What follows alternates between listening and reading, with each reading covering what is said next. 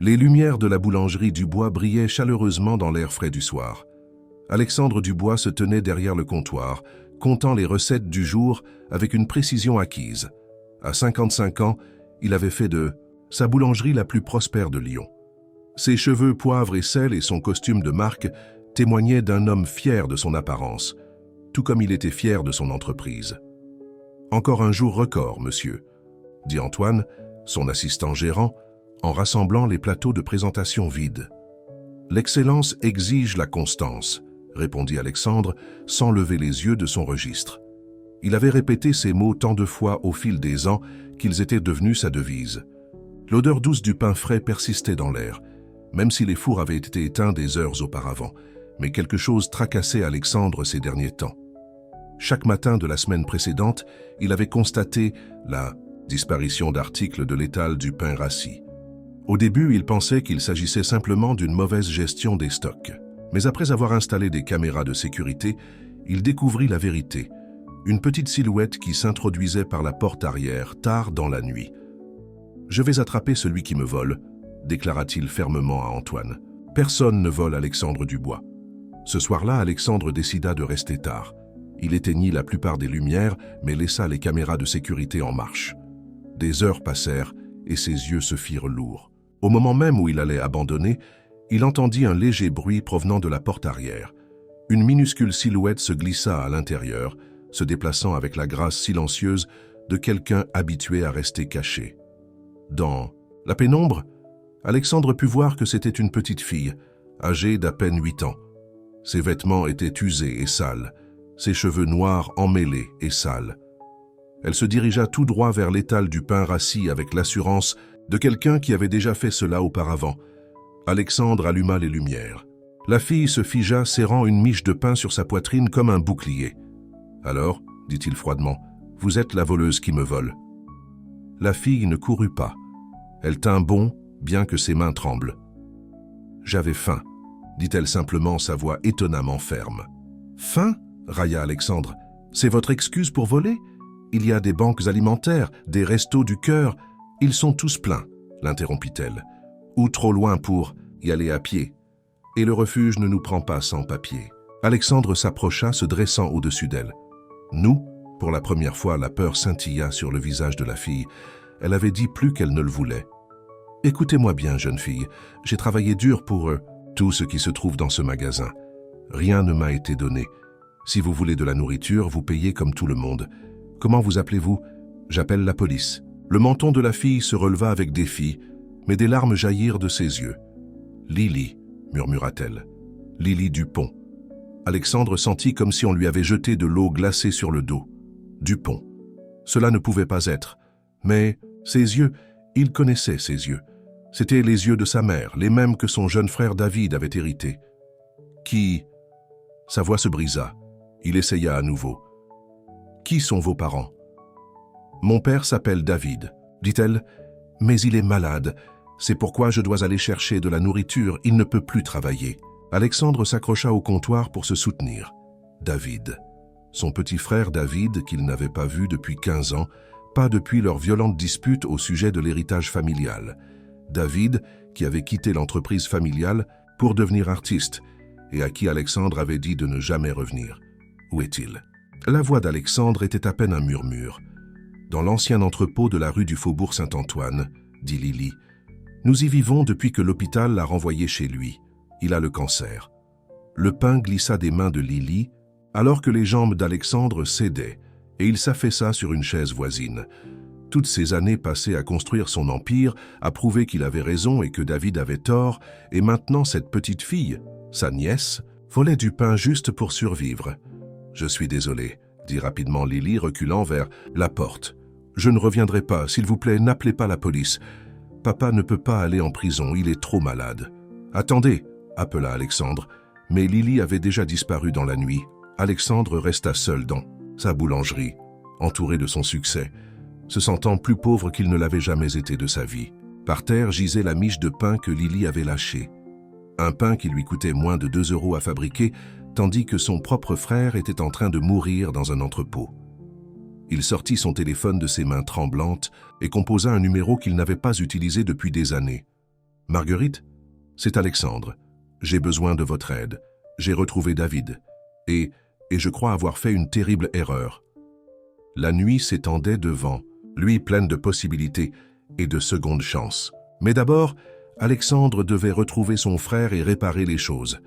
En fermant la boulangerie à clé, il réalisa que pour la première fois depuis 15 ans, l'odeur du pain frais lui donnait envie de pleurer. Marguerite Bernard était la secrétaire d'Alexandre depuis 20 ans, et elle ne l'avait jamais entendu aussi bouleversée. Elle arriva à la boulangerie en moins de 30 minutes, ses cheveux gris rapidement attachés, portant un manteau par-dessus son pyjama. « Entrepôt de la rue du Faubourg Saint-Antoine » répéta-t-elle après qu'Alexandre eut tout expliqué. « Alex, ce n'est pas un endroit où quelqu'un peut vivre, surtout pas quelqu'un qui est malade. »« Je sais ça », lança Alexandre, puis adoucit immédiatement sa voix. « Je suis désolé, Marguerite. Je n'arrive pas à croire que cela arrive. Mon propre frère vivant comme ça et sa fille qui vole du pain. » Marguerite lui posa une main douce sur l'épaule. « Alors, allons les chercher. » Le quartier, les entrepôts n'étaient qu'à 15 minutes en voiture, mais cela ressemblait à entrer dans un autre monde. Les réverbères étaient cassés et des tas d'ordures bordaient les trottoirs. La voiture coûteuse d'Alexandre était complètement déplacée. « Lily !» appela-t-il, sa voix résonnant sur les murs de briques. « Lily, c'est ton oncle Alexandre. » Pendant un long moment, il n'y eut que le silence. Puis une petite silhouette émergea des ombres. Lily semblait encore plus petite dans la rue que dans la boulangerie. « Comment puis-je savoir que vous n'allez pas appeler la police ?» demanda-t-elle, gardant ses distances. « Parce que je suis là pour aider, » dit Alexandre. « S'il te plaît, emmène-moi voir ton père. » Lily l'étudia pendant un long moment puis acquiesça. Elle les conduisit à une porte latérale de l'entrepôt, rouillée et légèrement décollée de ses gonds. À l'intérieur, l'espace était sombre et froid. Leurs pas résonnaient sur le sol en béton. Dans le coin le plus éloigné, sur qu'un lit de fortune fait de couverture, gisait David Dupont. Alexandre reconnaissait à peine son jeune frère. Le visage de David était maigre, ses cheveux, autrefois bruns vifs, étaient maintenant fins et gris. Il n'avait que 48 ans, mais en paraissait 20 de plus. « David !» La voix d'Alexandre se brisa. Les yeux de David s'ouvrirent lentement. « Alex ?» murmura-t-il. « Est-ce réel ou est-ce que je rêve encore ?» Alexandre tomba à genoux à côté du lit de fortune de son frère. « C'est réel.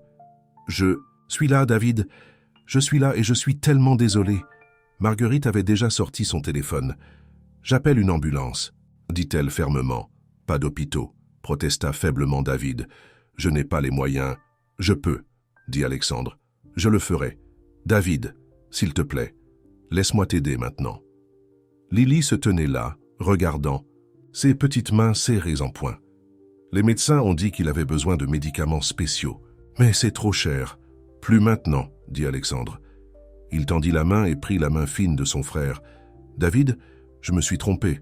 Surtout, s'il te plaît, laisse-moi réparer ça. » Les yeux de David se remplirent de larmes. « Alex, je suis désolé aussi.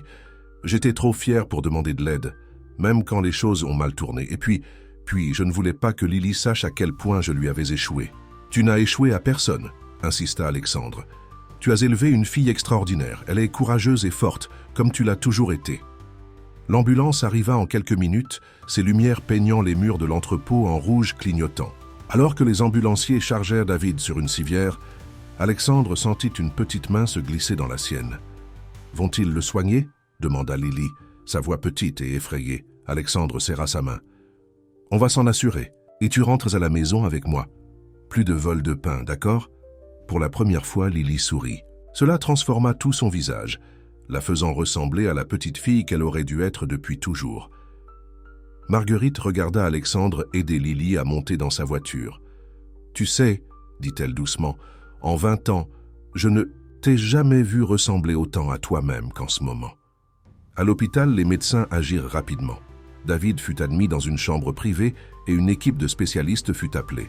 Alexandre n'avait pas quitté le côté de son frère, tenant toujours sa main comme s'il craignait qu'il ne disparaisse à nouveau. « Le cancer est avancé, » leur expliqua le docteur Martin en privé, « mais pas incurable. Avec une thérapie agressive et des soins appropriés, il y a de bonnes chances. » Pendant que David dormait, épuisé par tous les examens et les médicaments, Alexandre s'assit avec Lily à la cafétéria de l'hôpital. Elle mangea un sandwich comme si elle avait peur qu'on le lui enlève à tout moment. « Tu sais, » dit doucement Alexandre, « j'ai un appartement au-dessus de la boulangerie. Il y a 2 chambres libres. Une fois que ton père sera plus fort, peut-être que vous aimeriez y vivre tous les 2. » Lily s'arrêta au milieu d'une bouchée. « Vraiment? On pourrait habiter au-dessus d'une boulangerie. Et tu n'aurais plus jamais à voler du pain, » sourit Alexandre. « En fait, tu pourrais aider à le faire. Tu aimerais ça ?» Lily hocha la tête avec enthousiasme, puis devint sérieuse. « Oncle Alex, pourquoi est-ce que vous et papa n'avez pas parlé pendant si longtemps ?» Alexandre soupira. « Parce que parfois les adultes peuvent être très fous. On se dispute pour des choses qui semblent importantes sur le moment, mais qui ne le sont pas vraiment. Je pensais qu'avoir raison était plus important que d'être en famille. Je me suis trompé. » Dans la chambre de David, Marguerite avait apporté des vêtements et des articles de toilette neufs pour tout le monde. Elle s'occupait de David comme une mère poule, ajustant ses oreillers et s'assurant qu'il était confortable. « Tu sais, dit-elle à Alexandre, cet appartement a besoin de beaucoup de travaux avant que quelqu'un puisse y vivre. La plomberie est ancienne et le chauffage est peu fiable. Alors on va le réparer, dit simplement Alexandre. On va le rendre parfait pour eux. » Comme la nuit tombait sur l'hôpital, Alexandre regardait son frère dormir paisiblement pour la première fois depuis des années. Lily s'était blottie dans une chaise à côté du lit, se permettant enfin de se reposer. En les regardant, Alexandre réalisa que toutes ces années passées à construire son entreprise, à prouver son succès, ne signifiaient rien comparé à ce moment. Il avait retrouvé sa famille. Et cette fois, il ne les laisserait pas partir. Les nouvelles se répandent vite dans un petit village, et le lendemain matin, tout le monde savait que le frère longtemps perdu d'Alexandre Dubois avait été retrouvé. Les ragots se répandirent dans la boulangerie comme une traînée de poudre. « J'ai entendu dire qu'il vivait dans la rue », chuchota Madame Lefebvre à son amie pendant qu'elle choisissait leur pâtisserie du matin. « Pauvre petite. »« Fais-le, » dit une autre cliente, « voler du pain pour nourrir son père malade. » Antoine, le gérant adjoint, observa les ragots se dérouler avec une inquiétude croissante. Il travaillait à la boulangerie depuis 10 ans. Et il savait combien Alexandre tenait à sa réputation. Ce genre de propos pouvait nuire à l'entreprise. « Monsieur » s'approcha Antoine d'Alexandre lorsqu'il arriva enfin vers midi, ayant l'air fatigué de sa nuit passée à l'hôpital. « Peut-être devrions-nous faire une déclaration, contrôler l'histoire ?» Alexandre le surprit en riant. « Contrôler l'histoire ?» « Antoine, je me fiche de ce que les gens disent. Mon frère est vivant, ma nièce est en sécurité. C'est tout ce qui compte. » Mais tout le monde n'était pas heureux de ces retrouvailles. Jacques Leroy, propriétaire de la boulangerie rivale en face, vit une occasion. Il commença à répandre sa propre version des événements. « Dubois s'est ramolli, dit-il à ses clients. Laissez des voleurs impunis. Quel exemple est-ce » Ces paroles parvinrent aux oreilles de Marguerite et elle marcha droit dans la boulangerie Leroy. « Honte à vous, Jacques Leroy. C'est un homme malade et une enfant innocente dont vous parlez. » Pendant ce temps, à l'hôpital, David montrait déjà des signes d'amélioration. Les médicaments et les soins appropriés faisaient des merveilles, bien que les médecins aient averti que le chemin serait long. « Le cancer a bien réagi au premier traitement, » expliqua le docteur Martin. « Mais nous devrons poursuivre une thérapie agressive pendant au moins 6 mois. » Lily passait ses journées entre l'hôpital et la boulangerie. Alexandre l'avait inscrite à l'école locale, mais elle venait directement à la boulangerie après. Elle se révéla avoir un talent naturel pour la pâtisserie. « Vous faites mal, » dit-elle à Antoine un jour, le regardant glacer un gâteau. « Il faut faire les tourbillons plus grands, comme ça. » Elle fit une démonstration et même Antoine dut admettre que sa façon semblait meilleure. L'appartement au-dessus de la boulangerie progressait bien. Alexandre avait engagé les meilleurs entrepreneurs du village pour le rénover.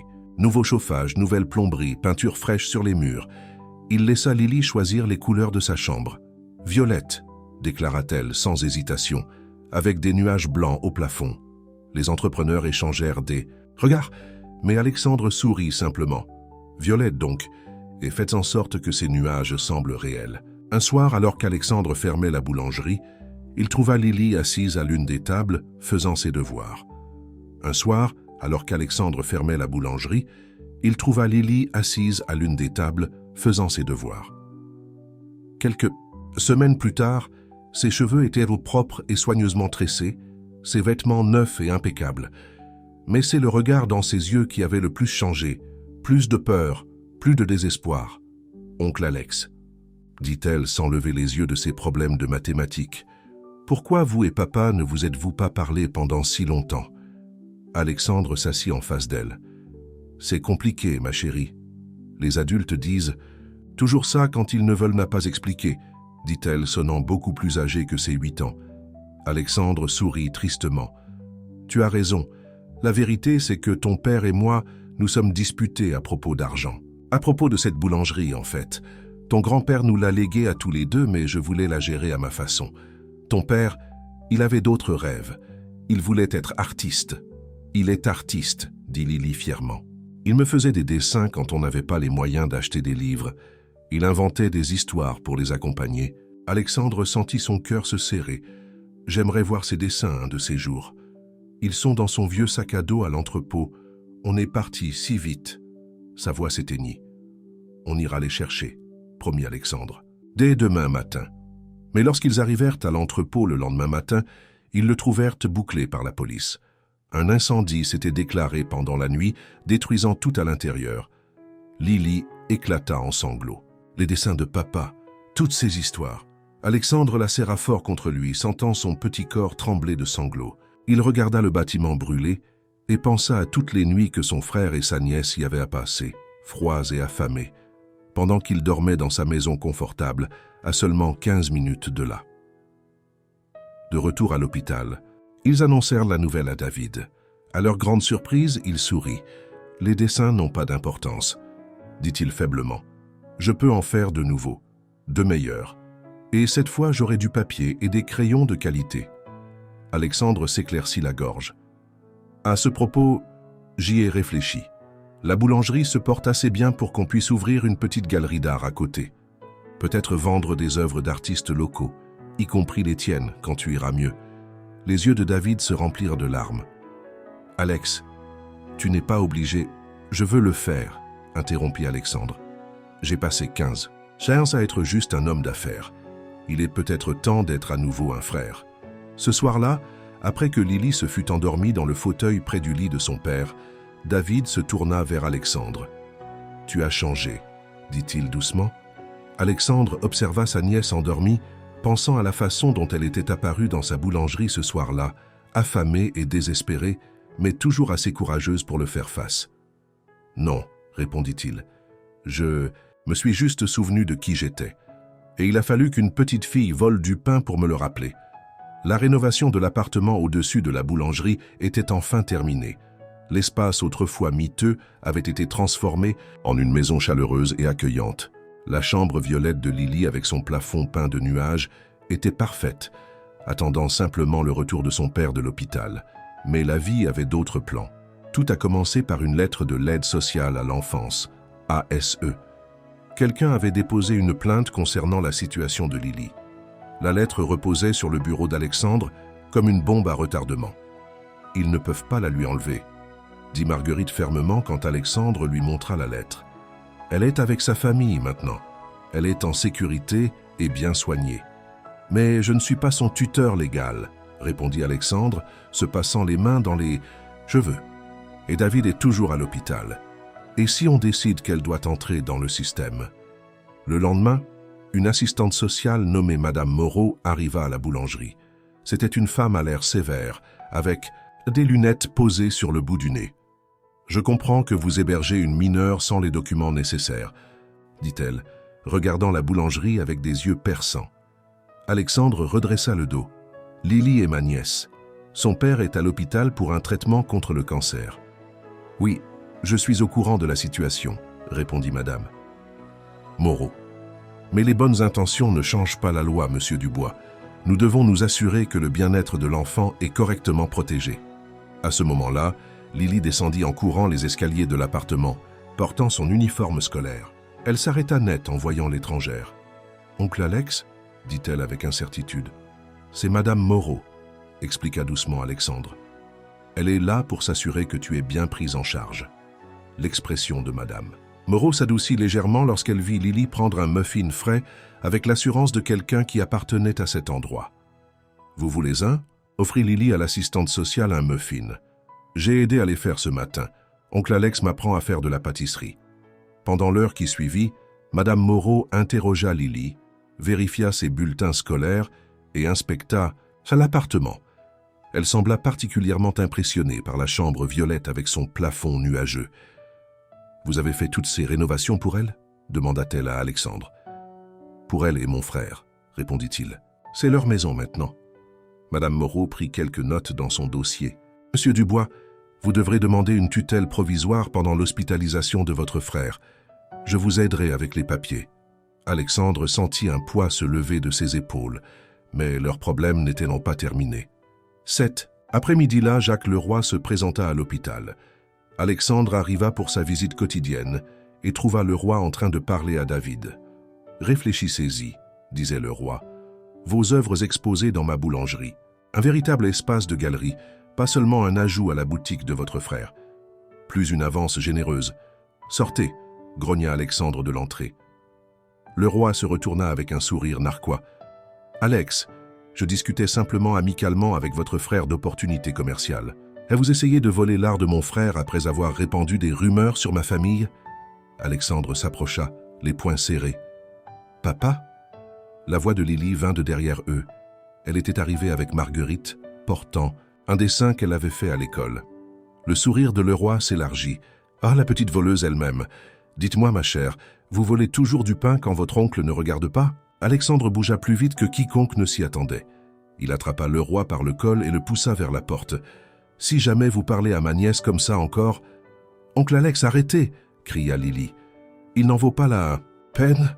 Alexandre lâcha Leroy qui redressa sa veste avec un rictus. « Agression maintenant, Alex.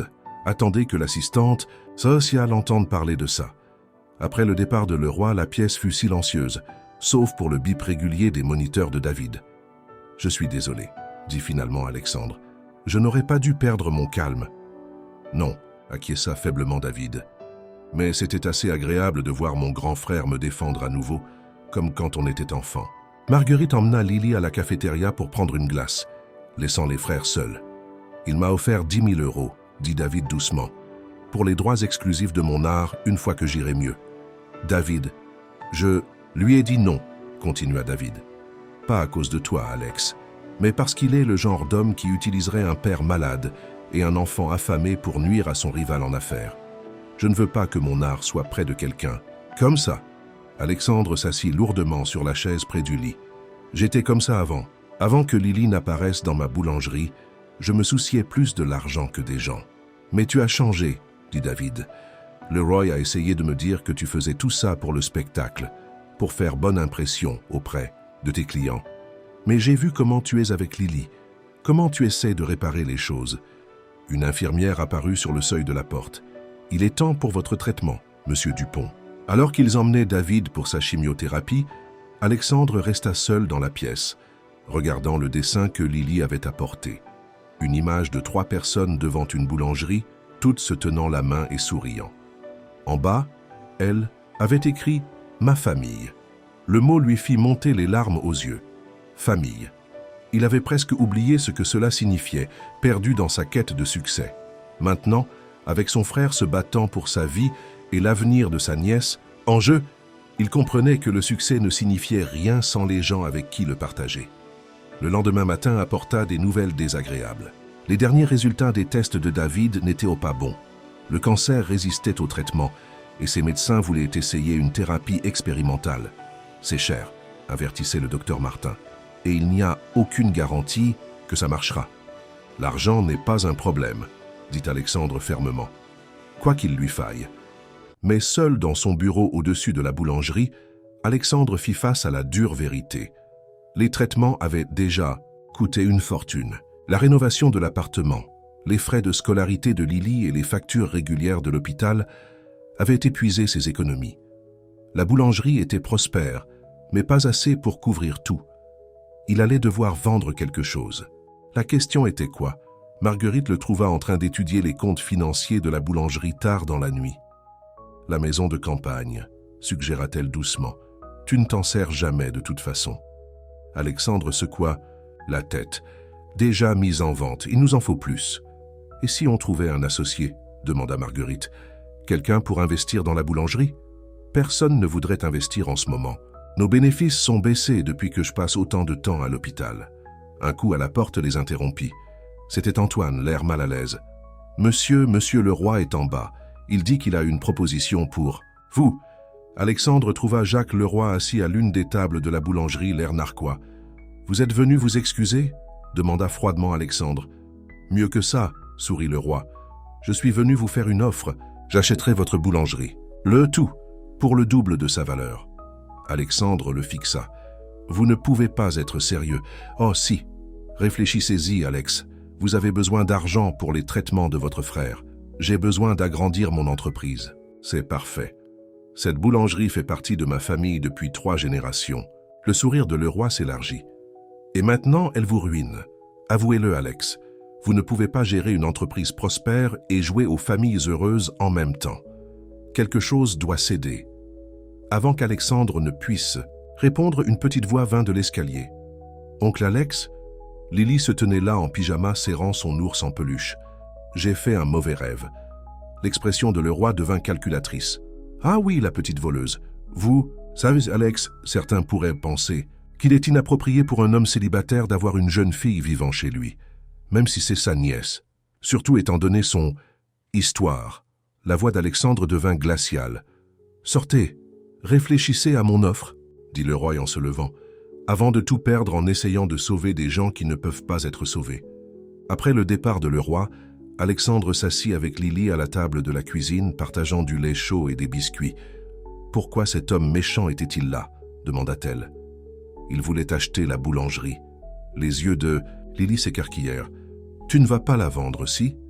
Alexandre regarda autour de la cuisine où 3 générations de sa famille avaient fait du pain, où lui et David avaient joué enfant, où Lily se tenait maintenant sur un tabouret, tous les matins pour aider à faire des muffins. « Non, ma chérie, je ne vais pas vendre. » Mais cette nuit-là, il ne put pas dormir. Les paroles de Leroy continuaient à résonner dans sa tête. Les comptes de la boulangerie montraient la vérité. Il manquait d'argent. Le lendemain matin, il arriva à l'hôpital pour trouver David plus mal que jamais. « Le nouveau traitement », expliqua faiblement David. « C'est dur, mais les médecins disent que ça veut dire que ça marche. » Alexandre essaya de sourire. « C'est bien. »« Non, ce n'est pas ça, » dit David. « J'ai entendu les infirmières parler. Ce traitement coûte une fortune, Alex. Tu ne peux pas continuer à le payer. Regarde-moi. » David prit la main de son frère. « Je suis sérieux, Alex. Je ne te laisserai pas te détruire pour moi. Pas encore une fois. »« De quoi tu parles ? La dernière fois que tu as essayé de me sauver, quand papa est mort et que je prenais de mauvaises décisions, tu as abandonné ton rêve de devenir chef à Paris. Tu as repris la boulangerie à la place. Tu es devenu le responsable. Je ne te laisserai pas tout sacrifier encore une fois. » Alexandre s'assit lourdement sur la chaise près du lit. « Je ne t'ai jamais dit ça, mais je n'ai rien abandonné. La boulangerie était aussi mon rêve. Je me suis juste perdu, en chemin. J'ai oublié ce qui était vraiment important. » Un coup à la porte les interrompit. C'était Madame Moreau, l'assistante sociale. « Monsieur Dubois, puis-je vous parler en privé ?» Dans le couloir de l'hôpital, Madame Moreau avait l'air sérieuse. « Nous avons reçu une autre plainte concernant la situation de Lily. Apparemment, il y a des inquiétudes concernant votre stabilité financière et votre capacité à fournir des soins appropriés. » Le cœur d'Alexandre s'affaissa. « Le roi, ça devait être lui. Je gère les finances, » dit-il fermement. « Néanmoins, nous devons enquêter. » Et elle hésita. « Il y a autre chose. La mère de Lily s'est manifestée. » Alexandre eut l'impression que le sol s'était effondré sous ses pieds. Sa mère? Mais David a dit qu'elle les avait abandonnés il y a des années. Oui, eh bien, elle est de retour maintenant, et elle demande la garde. De retour dans la chambre de David, Alexandre trouva Lily montrant à son père son dernier projet scolaire, une histoire qu'elle avait écrite sur une boulangerie, magique où tout le pain prenait vie la nuit. En les regardant ensemble, Alexandre prit sa décision. Le roi pouvait prendre son offre et l'avaler. Rien de tout cela n'importait autant que de maintenir sa famille unie. Il devait juste trouver comment faire, Rebecca Girard entra dans la boulangerie comme une tornade, vêtue de vêtements de créateur et arborant une chevelure blonde parfaitement coiffée. Elle ne ressemblait en rien à la femme sur les quelques photos que David avait gardées. La jeune artiste tombée amoureuse de son frère 15 ans auparavant. « Alors, c'est ici que ma fille a vécu », dit-elle, regardant autour d'elle avec un dédain à peine dissimulé. Au-dessus d'une boulangerie, Alexandre la défia du regard derrière le comptoir. Mieux qu'un entrepôt où elle vivait quand sa mère était introuvable. Les lèvres parfaitement maquillées de Rebecca se serrèrent. « J'ai changé. Je suis stable maintenant. J'ai un bon travail, une belle maison en Provence. Lily mérite. »« Un vrai foyer. Elle a un vrai foyer, » répondit Alexandre. « Avec son père et sa famille. »« Son père ?» Rebecca rit amèrement.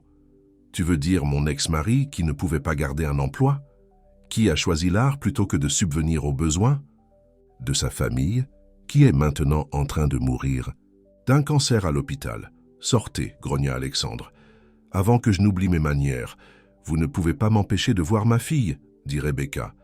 J'ai des droits que vous avez abandonnés lorsque vous avez abandonné. Ça, une fillette de 3 ans. Un petit souffle les fit tous les deux se retourner. Lily se tenait au bas des escaliers, son cartable scolaire serré contre sa poitrine. « Maman » chuchota-t-elle. Tout le comportement de Rebecca changea. Elle se précipita en avant, les bras tendus. « Ma chérie, oh, regarde comme tu as grandi !» Mais Lily recula, se rapprochant d'Alexandre. « Où étiez-vous quand papa est tombé malade, quand nous avions faim? Où étiez-vous? Mon cœur, j'étais en train de remettre ma vie en ordre, de me créer une vie meilleure pour nous. Et maintenant, je peux vous donner tout ce que vous méritez. Je ne veux pas de tout, dit Lily doucement. Je voulais juste ma maman. » Le visage de Rebecca se durcit. « Eh bien, ce que vous voulez n'a pas d'importance. Je suis votre mère, et le tribunal verra que vous devez être avec moi. » Après le départ de Rebecca, Lily éclata en sanglots. Alexandre la serra fort dans ses bras, sentant son petit corps trembler de sanglots. « Je ne veux pas aller avec elle, » pleura Lily. « Je veux rester ici avec toi et papa. » « Alors, c'est ce qui se passera, » promit Alexandre, bien que son cœur soit lourd d'inquiétude. À l'hôpital, David apprit difficilement le retour de Rebecca. Son visage déjà pâle devint presque gris. « Elle ne peut pas prendre Lily, » dit-il faiblement. « Elle ne le peut tout simplement pas. Elle ne le fera pas, » l'assura Alexandre. Mais plus tard, à la cafétéria de l'hôpital avec Marguerite, il baissa sa garde. « Que vais-je faire ?» demanda-t-il. « Rebecca a de l'argent, un foyer stable. Tout ce que j'ai, c'est une boulangerie en difficulté et un frère à l'hôpital. Vous avez plus que ça, dit Marguerite fermement. Vous avez l'amour, vous avez la famille. Et vous m'avez. » Elle sortit un dossier de son sac. « J'ai fait des recherches. Rebecca a abandonné Lily. Elle n'a jamais payé de pension alimentaire, n'a même jamais envoyé de carte d'anniversaire. Cela joue contre elle au tribunal. Mais je ne suis qu'un oncle, dit Alexandre. Et avec les finances de la boulangerie comme elles sont, alors nous allons nous battre plus fort, insista Marguerite. Toute la ville aime Lily. Ils l'ont vue se transformer d'une petite fille effrayée et affamée en une enfant heureuse et épanouie. Ils nous soutiendront. » Comme pour prouver ses dires, Madame Lefebvre entra dans la cafétéria. « J'ai entendu cette femme dire qu'elle était la mère de Lily, dit-elle. Eh bien, laissez-moi vous dire quelque chose. Mon groupe de femmes à l'église a déjà lancé une pétition. Nous ne laisserons pas cette petite fille partir. » La nouvelle s'est répandue rapidement dans le petit village. Le soir, la boulangerie était pleine de gens, offrant leur soutien. Antoine avait organisé un groupe de clients réguliers pour écrire des lettres témoignant du foyer aimant qu'Alexandre offrait. Le journal local voulait faire un article sur les retrouvailles de la famille et la transformation de Lily. Même Jacques Leroy sembla affecté par la situation. Il vint à la boulangerie après la fermeture. « Mon offre d'achat du lieu est toujours valable, dit-il. Mais peut-être pourrions-nous structurer cela différemment. Un partenariat au lieu d'une vente. Vous continuez à gérer l'endroit, je fournis le capital. Assez pour mener ce combat pour la garde et payer le traitement. De votre frère. » Alexandre le regarda avec suspicion. « Pourquoi feriez-vous ça ?» Le roi semblait mal à l'aise. « J'ai eu une fille autrefois. Je l'ai perdue dans une bataille pour la garde parce que je n'avais pas les moyens de payer un bon avocat. Je ne l'ai plus jamais revue. » Avant qu'Alexandre ne puisse répondre, son téléphone sonna. C'était l'hôpital. Monsieur Dubois, vous devez venir rapidement. Votre frère, il y a eu une complication. Le monde sembla tourner sur lui-même alors qu'Alexandre se précipitait pour prendre ses clés. Tous les problèmes, Rebecca, l'argent, l'offre de le roi, semblèrent soudainement petits comparés à la peur dans la voix de l'infirmière. « S'il vous plaît », chuchota-t-il en conduisant dans les rues sombres. « S'il vous plaît, ne nous le prenez pas. Pas maintenant. Pas maintenant que nous sommes redevenus une famille. » Derrière lui, les lumières de la boulangerie brillaient chaleureusement dans la nuit. Un phare d'espoir dans un monde de plus en plus incertain. À l'intérieur, Lily dormait sous ses nuages peints, inconsciente que tout son monde pourrait être sur le point de changer à nouveau. Le couloir de l'hôpital sembla sans fin, alors qu'Alexandre courait vers la chambre de David. Marguerite avait récupéré Lily et l'emmenait aussi. David avait demandé qu'ils soient tous les deux là. Docteur Martin les attendait devant la chambre. « Le traitement expérimental était trop agressif », expliqua-t-elle doucement. « Son corps ne pouvait pas le supporter. Nous avons arrêté le traitement, mais... » « Mais quoi ?» demanda Alexandre. « Sans le traitement, le cancer progressera plus rapidement. Je suis désolé, monsieur Dubois. Nous parlons de semaines maintenant, pas de mois. » Alexandre sentit ses jambes céder. Il s'effondra sur une chaise voisine, la tête qui tournait. Des semaines. Quelques semaines seulement pour sauver son frère, pour maintenir sa famille unie, pour se battre contre Rebecca pour la garde de Lily. Dans la chambre, David était réveillé mais à peine conscient. Les machines autour de lui bipèrent régulièrement, mais son visage était gris d'épuisement. « Alex » chuchota-t-il. « Je suis là, Danny. Lily arrive aussi. » Les yeux de David se remplirent de larmes.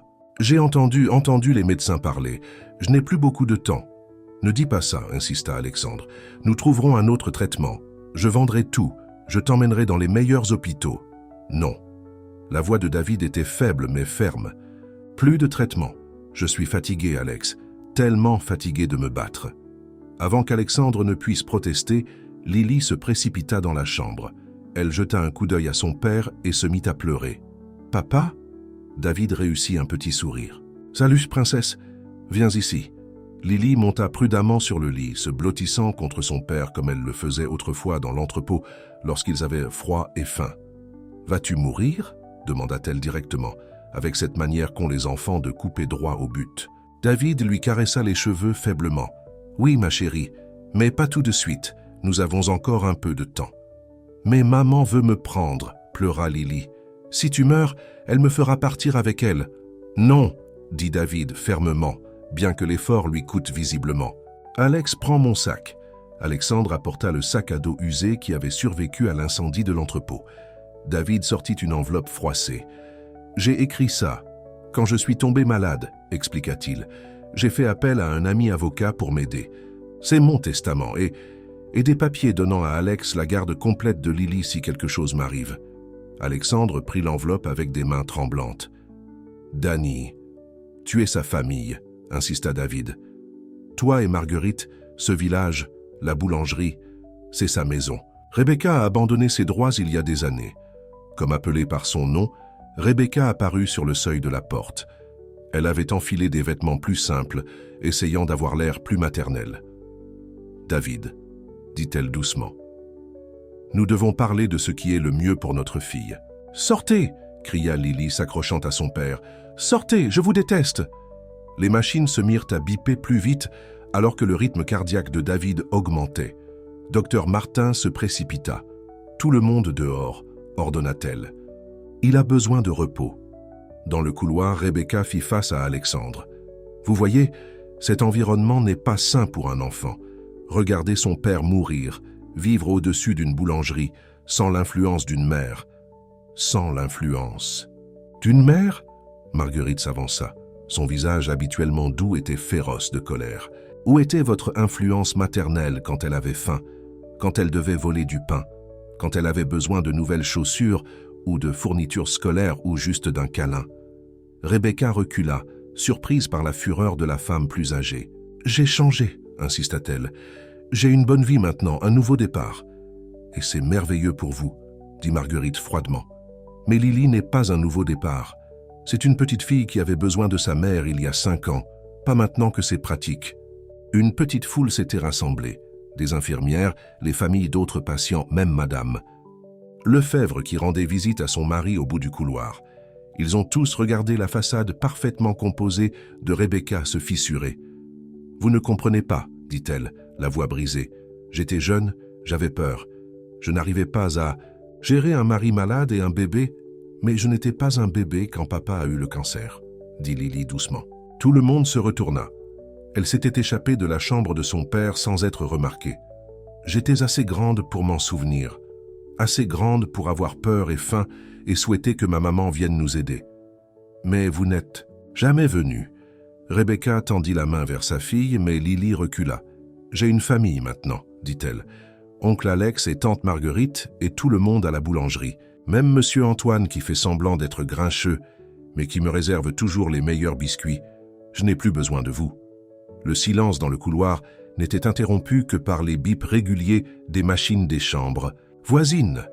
Rebecca regarda autour d'elle tous les visages qui la regardaient, puis vers ses chaussures chères. « Je ferai contacter mon avocat, » dit-elle enfin, mais sa voix manquait de conviction.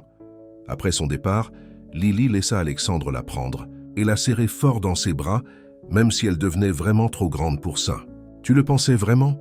demanda Marguerite doucement. « À propos d'être tante Marguerite ?» Lily hocha la tête contre l'épaule d'Alexandre. « Tu prends soin de nous.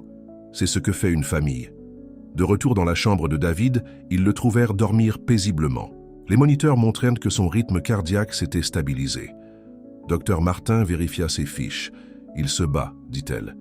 Pour elle. » Alexandre regarda son frère endormi. Lily, qui était remontée sur le lit pour tenir la main de son père, Marguerite qui arrangeait des fleurs près de la fenêtre. Sa famille, désemparée, brisée et belle. « Nous le sommes tous, » dit-il doucement. « Nous nous battons tous pour elle. » Les jours suivants apportèrent des changements inattendus. L'avocate de Rebecca les contacta, mais pas avec des papiers de garde. Au lieu de cela, elle proposait de renoncer à ses droits parentaux. Elle est retournée en Provence, expliqua l'avocate à Alexandre. Elle dit que Lily mérite mieux que quelqu'un qui s'enfuit quand les choses deviennent difficiles. Alexandre partagea la nouvelle avec David, dont l'état s'était quelque peu stabilisé, bien qu'il restât très faible. « Elle a fait une bonne chose, » dit David doucement. Enfin, mais leur soulagement fut de courte durée. Les factures de l'hôpital avaient atteint des sommes astronomiques et les revenus de la boulangerie ne suffisaient pas à les couvrir. Même, avec le soutien de la ville et les efforts de collecte de fonds, ils étaient noyés sous les dettes. Un matin, Alexandre trouva Jacques Leroy l'attendant dans son bureau. « Avant que vous ne me jetiez dehors, dit le roi rapidement, écoutez juste. J'ai réfléchi à ce que vous avez dit sur la famille. » Il sortit une épaisse enveloppe. « C'est l'acte de propriété de ma boulangerie. Je prends ma retraite. Ma fille, celle que j'ai perdue dans la bataille pour la garde, elle m'a retrouvée le mois dernier. Elle vit en Bretagne maintenant. Elle a ses propres enfants. Elle veut que je vienne vivre près d'eux. » Alexandre le regarda. « Pourquoi me dites-vous ça ? » « Parce que je veux que vous ayez ma boulangerie. Pas l'acheter, l'avoir, fusionnez-la avec la vôtre, développez votre entreprise. La seule condition est que vous gardiez mes anciens employés et que vous donniez le nom de l'une de vos pâtisseries raffinées à ma petite fille. » « Je ne comprends pas, » dit Alexandre. « Pourquoi feriez-vous ça ?» Le roi baissa les yeux sur ses mains. « Parce que vous voir vous battre pour votre famille, cela m'a rappelé ce qui est vraiment important. Et peut-être qu'en vous aidant à maintenir votre famille unie, cela contribuera à compenser la perte de la mienne pendant si longtemps. » La fusion des deux boulangeries transforma l'entreprise en difficulté d'Alexandre. Avec 2 emplacements et la clientèle établie de Leroy, ils pouvaient enfin faire face aux factures médicales. Mais l'argent n'était plus leur plus grande préoccupation. David devenait de plus en plus faible chaque jour. « J'ai besoin que tu me promettes quelque chose, » dit-il à Alexandre un soir où ils étaient seuls. « Promets-moi que tu parleras à Lily des bons moments. Pas seulement de quand nous étions pauvres ou quand j'étais malade. Parle-lui de quand nous étions enfants, en jouant dans la boulangerie. Parle-lui de ses grands-parents. Parle-lui... » « Tu lui parleras toi-même, » interrompit Alexandre, luttant contre ses larmes. David sourit faiblement. « Nous savons tous les deux que je ne le ferai pas. Mais c'est bon, Alex. Je n'ai plus peur. Lily a toi et Marguerite. Elle a une maison, un avenir. C'est tout ce que j'ai toujours voulu pour elle. » Petit pain à la cannelle. Ils ne réussissent pas, dit-elle, frustrée, la farine lui couvrant le visage. Tiens, dit Alexandre venant l'aider, ton père m'a appris à en faire quand nous étions jeunes. Le secret réside dans la façon dont on roule la pâte. Pendant qu'ils travaillaient ensemble, Alexandre se mit à lui raconter des histoires. Savais-tu que ton père a un jour essayé de faire un gâteau pour l'anniversaire de ta grand-mère? Il avait environ ton âge. Il avait oublié d'ajouter de la farine. Il avait juste mélangé tous les ingrédients humides et avait essayé de le faire cuire. Liliana pouffa de rire. Qu'est-il arrivé?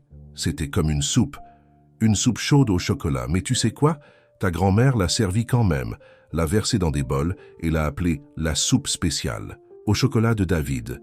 C'était le genre de personne qu'elle était. Elle savait trouver le bon côté de chaque erreur. Comme papa, dit Liliana doucement.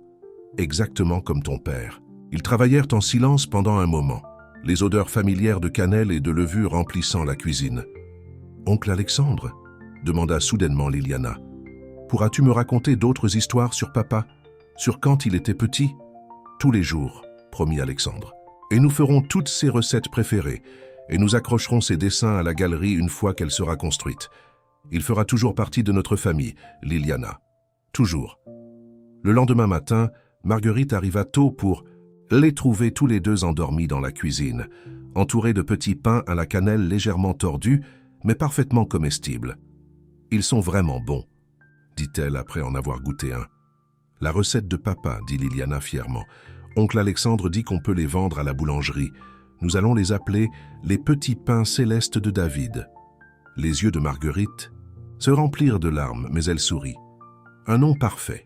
Ils emportèrent une fournée à l'hôpital, mais David était trop faible pour les manger. Pourtant, il sourit au nom. « Céleste, hein ?»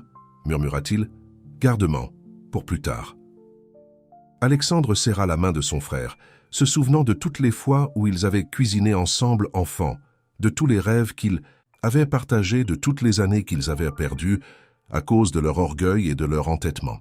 « Je le ferai, » promit-il. « Ils t'attendront. » Mais ils savaient tous les deux que c'était une promesse qu'ils n'auraient pas à tenir.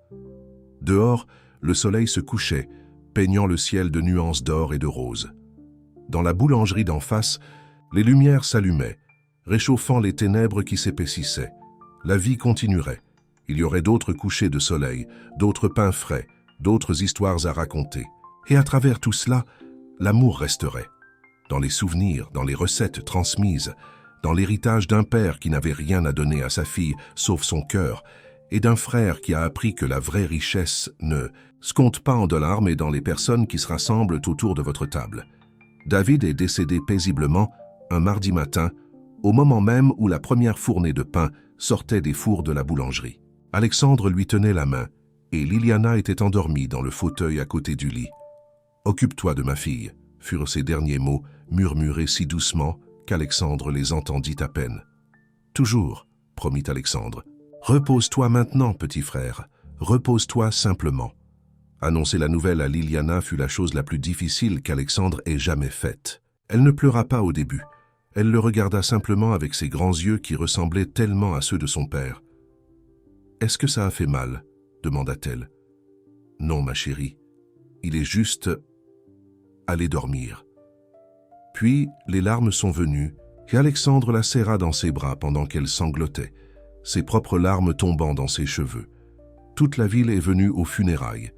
La boulangerie a fermé ses portes pour la journée, la première fois en 50 ans qu'elle n'ouvrait pas ses portes. Même Jacques Leroy est venu, se tenant tranquillement à l'arrière de l'église. Madame Lefebvre et son groupe de l'église ont apporté assez de nourriture pour nourrir une armée. Antoine et les autres employés de la boulangerie se sont occupés de tous les arrangements. Marguerite n'a jamais quitté Alexandre et Liliana. Sa force tranquille les maintenant unie. Après la cérémonie, ils trouvèrent Rebecca près de la tombe de David. Elle avait l'air différente, plus simple, plus triste, plus réelle en quelque sorte. « Je ne suis pas là pour causer des problèmes », dit-elle rapidement lorsqu'Alexandre se tendit. « J'avais juste besoin de dire au revoir et de donner quelque chose à Liliana. » Elle tendit un petit album photo. « Ce sont des photos de quand tu étais bébé, Liliana, quand nous étions une famille. Ton père, c'était un bonhomme. J'étais trop jeune et stupide pour le voir à l'époque, mais je le vois maintenant. Liliana prit l'album avec soin. « Merci », dit-elle formellement. Rebecca hocha la tête puis se tourna vers Alexandre. « Prends bien soin d'elle, mieux que moi. »« Je le ferai », dit Alexandre. Ce n'était pas du pardon, mais c'était quelque chose comme la paix. La vie a progressivement retrouvé un nouveau rythme. La boulangerie a prospéré avec ses 2 emplacements. Alexandre a embauché plus de personnel afin de pouvoir passer plus de temps avec Liliana. La galerie d'art voisine progressait bien. Il prévoyait de l'ouvrir à la date qui aurait été l'anniversaire de David. Un matin, environ 1 mois après les funérailles, Alexandre trouva Liliana dans la cuisine à 4 heures du matin, essayant de faire du pain. « Je n'arrivais pas à dormir », expliqua-t-elle. « Je manque à papa. »« Moi aussi », dit Alexandre, sortant les ingrédients pour l'aider. « Tu veux entendre une histoire à son sujet ?» Liliana hocha la tête, mesurant la farine avec une concentration minutieuse. « Quand nous étions enfants, ton père avait aussi l'habitude de descendre en douce ici la nuit. Il disait que la boulangerie était magique la nuit, quand tout était calme et sombre sauf les fours. Il faisait les choses les plus étonnantes. Pas toujours comestibles, certes, mais étonnantes. Comme quoi, une fois, il a fait une sculpture de pain en forme de dragon. C'était horrible à voir et encore pire au goût, mais il en était si fier. Papa, ton grand-père, l'a exposée pendant des semaines jusqu'à ce qu'elle moisisse. » Liliana pouffa de rire puis devint sérieuse. « J'ai peur de l'oublier. »« Tu ne le feras pas, » l'assura Alexandre. « Il est juste ici dans cette cuisine, dans chaque recette qu'il nous a enseignée, dans chaque histoire que nous racontons à son sujet. Et regarde, il pointa ses mains pétrissant la pâte. Tu fais ça exactement comme il le faisait, pas comme je t'ai appris, comme il le faisait. Certaines choses restent simplement dans notre cœur. Le pain qu'ils ont fait ce matin-là n'était pas parfait. Il était un peu tordu, un peu trop foncé sur le dessus. Mais quand ils l'ont coupé, l'odeur était exactement la bonne. « Papa aimerait ça, » dit Liliana. « Oui, il aimerait ça. » Plus tard ce jour-là, Madame Moreau rendit visite à la boulangerie. Elle avait tous les papiers finaux pour l'adoption de Liliana par Alexandre. « Tout est en ordre, » dit-elle en souriant. « La date du tribunal n'est plus qu'une formalité. Félicitations, Monsieur Dubois. Vous allez officiellement devenir père ?» Alexandre regarda par la porte de la cuisine où Liliana apprenait à Antoine à faire les petits pains à la cannelle de son père. Elle portait un tablier d'enfant brodé de petits boulangers, un cadeau de Marguerite. « Je le suis déjà, » dit-il doucement. Ce soir-là, après la fermeture, Alexandre trouva un dessin que Liliana avait fait. Il montrait la boulangerie avec eux tous debout devant. Lui, Liliana, Marguerite, Antoine, Madame Lefebvre, même Jacques Leroy en arrière-plan, et flottant au-dessus d'eux, avec des ailes faites de pain et une auréole de petits pains à la cannelle se trouvait David en bas, elle avait écrit « Ma famille, certains au ciel, certains sur terre, tous dans mon cœur ». Alexandre épingla soigneusement le dessin sur le tableau d'affichage de la cuisine, juste à côté de la recette originale des petits pains à la cannelle de David. Demain, ce serait la première pièce à être accrochée dans la nouvelle galerie. Dehors, la rue était calme, sauf pour le bruit lointain du train de retard et le bruissement des feuilles dans le vent d'automne. Dedans, la boulangerie était chaude et parfumée à l'odeur du pain frais et des souvenirs. Marguerite vint derrière lui, regardant le dessin. « Tu sais, » dit-elle doucement, « j'y ai pensé. Peut-être qu'il est temps que nous fassions, nous-mêmes, quelques changements. » Alexandre se retourna pour la regarder, cette femme qui était restée à ses côtés pendant tout ce temps. Quel genre de changement? Elle sourit, un léger rouge lui colorant les joues. « Eh bien, Liliana a besoin d'une mère, une vraie, qui ne partira jamais. Et j'ai besoin de la famille que je n'aurais jamais cru avoir. » Dans le silence qui suivit, Alexandre pouvait presque entendre David rire de joie. En plus tard, la boulangerie était à nouveau décorée de fleurs blanches. Mais cette fois, au lieu d'être seul devant un miroir, Alexandre se tenait à l'autel avec Marguerite à ses côtés, tous deux rayonnants, tandis que Liliana descendait l'allée en semant des pétales de rose. Toute la ville était venue au mariage. Madame Lefebvre avait organisé les arrangements floraux. Antoine avait fait le gâteau de mariage en utilisant la recette secrète de David. Même Jacques Leroy était là, montrant fièrement des photos de ses petits-enfants à quiconque voulait les regarder. « Ton père serait si heureux », murmura Marguerite à Liliana pendant qu'elle se préparait ce matin-là. Il a toujours dit qu'Alexandre avait besoin de quelqu'un pour lui rappeler ce qui compte vraiment dans la vie. Liliana lissa sa robe de demoiselle d'honneur, violette bien sûr. Papa savait que tu aimais oncle Alexandre. Il me l'a dit une fois à l'hôpital. Il a dit que tu étais la seule personne capable de supporter que les deux frères Dubois soient têtus. Maintenant, se tenant dans la même église où ils avaient dit au revoir à David il y a 1 an, Alexandre et Marguerite échangèrent leurs vœux. Liliana se tenait entre eux, tenant leurs 2 mains, tandis qu'ils promettaient de s'aimer l'un l'autre et elle pour toujours. La réception a eu lieu à la boulangerie. Les 2 boulangeries, en fait, la rue étant fermée entre elles. Des tables chargées de nourriture s'étendaient à perte de vue. La pièce maîtresse était une sculpture géante de pain en forme de dragon, créée par le personnel de la boulangerie en l'honneur de David. « Pas aussi moche que l'original de papa », dit Liliana à Alexandre, le faisant rire à travers ses larmes. La galerie d'art voisine était enfin ouverte, ses murs couverts des dessins de David. La pièce maîtresse était le portrait de famille de Liliana, maintenant professionnellement encadré. À côté pendait un nouveau dessin qu'elle avait fait. La même scène, mais avec Marguerite maintenant main dans la main avec Alexandre, et l'ange aux ailes de pain de David souriant sur eux tous. Comme le soir tombait, Alexandre se retrouva, debout dans l'ancienne cuisine de la boulangerie avec Marguerite et Liliana. « J'ai quelque chose pour vous deux », dit-il en sortant 2 petites boîtes. À l'intérieur de chacune se trouvait une clé sur un ruban violet. « Ce sont des copies de la clé originale de la boulangerie », expliqua-t-il. « Celle que mon père m'a donnée et que son père lui avait donnée.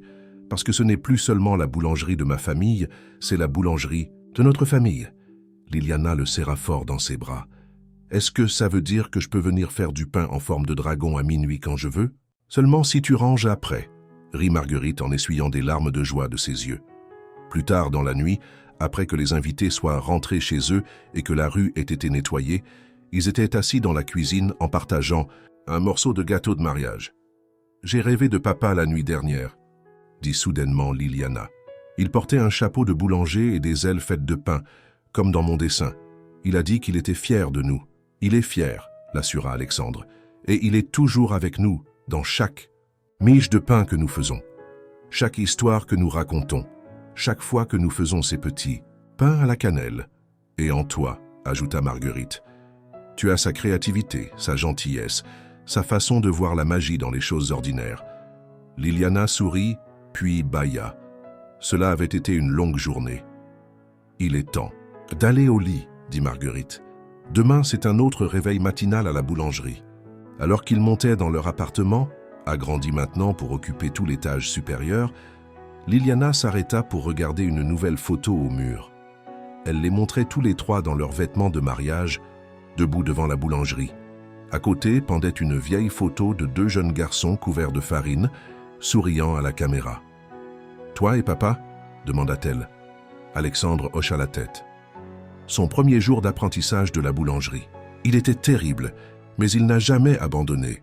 « Tout comme tu n'as jamais abandonné, » dit Marguerite doucement, « ou Liliana, ou l'amour. » Dans sa chambre, sous le plafond violet avec ses nuages peints, Liliana s'endormit rapidement. Alexandre et Marguerite se tenaient dans l'embrasure de la porte en la regardant. « Merci », murmura Alexandre à sa nouvelle épouse. « Pour quoi ? Pour nous aimer, pour être la mère que Liliana mérite, pour rendre notre famille complète. » Marguerite serra sa main. « Merci de laisser une petite fille voler du pain ce soir-là, pour avoir ouvert ton cœur alors qu'il aurait été plus facile de le fermer, pour m'avoir montré que la famille ne concerne pas seulement le sang, c'est l'amour. » Dehors, la rue était calme. Les enseignes de la boulangerie brillaient, doucement dans l'obscurité, boulangerie familiale Dubois & Leroy d'un côté, galerie David de l'autre. Demain, ils ouvriraient tôt, emplissant l'air de l'odeur du pain frais et du son des rires. Mais ce soir, dans l'appartement au-dessus de la boulangerie, une famille dormait paisiblement.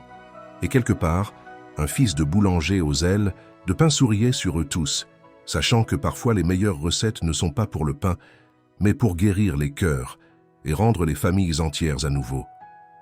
La magie de ce premier pain volé les avait tous transformés, transformant des étrangers en famille, guérissant de vieilles blessures et prouvant que l'amour comme le bon pain n'a besoin que des bons ingrédients et d'un endroit chaud pour lever.